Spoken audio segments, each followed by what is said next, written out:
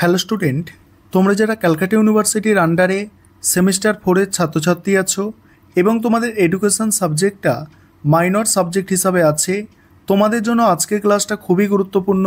আজকের ক্লাসে তোমাদের একটি মক টেস্টের প্রশ্নপত্র নিয়ে আলোচনা করব। আর তোমরা যারা ইংলিশ ভার্সানের স্টুডেন্ট আছো, তোমরাও আজকে ক্লাসটা দেখো, কারণ মক টেস্টের প্রশ্নপত্রটা তোমরা ইংলিশেও পেয়ে যাবে। দেখো, তোমাদের পরীক্ষায় যেভাবে প্রশ্নপত্র হয় সেই প্যাটার্ন ফলো করে এই মক টেস্টের প্রশ্নপত্রটা তৈরি করা হয়েছে।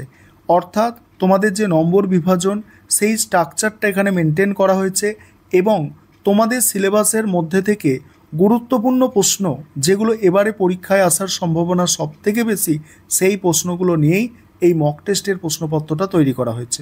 প্রথমেই তোমাদের থাকে 10 নম্বরের 3টে প্রশ্নের উত্তর লিখতে হয়, থাকে 4টে। সেখানে আমি কি কি প্রশ্ন দিয়েছি দেখো। প্রথম প্রশ্ন, শিক্ষা মনোবিজ্ঞান কি, এদের মধ্যে সম্পর্ক আলোচনা করো, অর্থাৎ শিক্ষা ও মনোবিজ্ঞানের মধ্যে সম্পর্ক।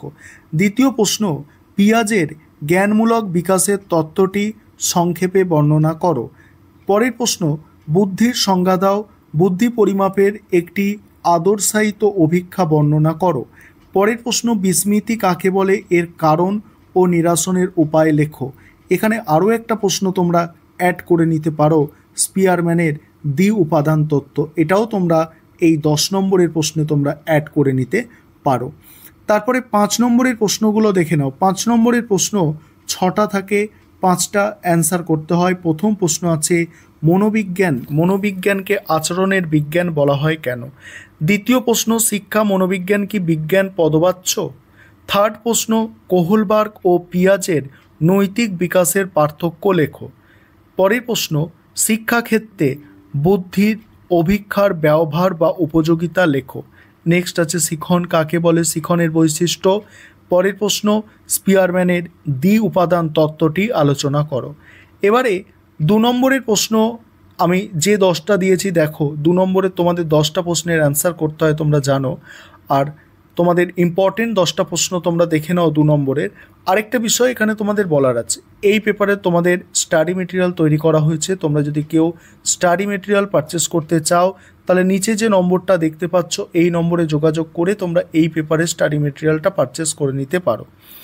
1 নম্বর প্রশ্ন, মনোবিজ্ঞানের সংজ্ঞা দাও। দ্বিতীয় প্রশ্ন, স্মৃতির স্তরগুলি লেখো।